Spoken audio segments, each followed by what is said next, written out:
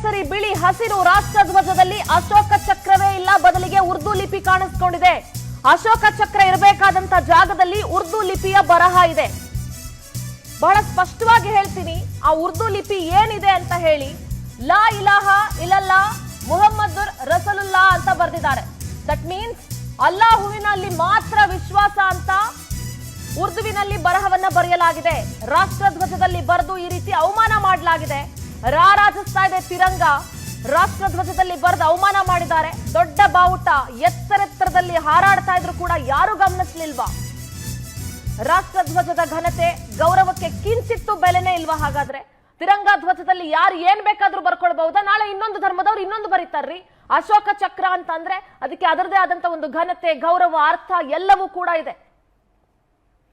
ತಿರಂಗ ಅವಮಾನ ತಿಳಿಸಿದ್ದಂಗೆ ದೇಶ ಪ್ರೇಮಿಗಳು ಭಾರಿ ಆಕ್ರೋಶವನ್ನ ವ್ಯಕ್ತಪಡಿಸ್ತಾ ಇದ್ದಾರೆ. ದೇಶದ ಮೇಲೆ ಅಭಿಮಾನ, ಈ ದೇಶ ಆಶ್ರಯವನ್ನ ಕೊಟ್ಟಿದೆ. ಮೊದಲು ದೇಶ, ಆಮೇಲೆ ಮಿಕ್ದವ್ರು ಎಲ್ಲರೂ ಕೂಡ.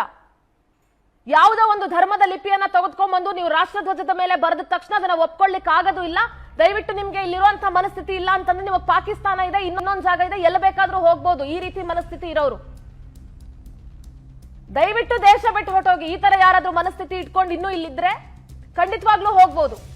ಇದು ಭಾರತ, ಸರ್ವಧರ್ಮಕ್ಕೂ ಆಶ್ರಯ ಕೊಟ್ಟಿರುವಂತ ದೇಶ ಇದು.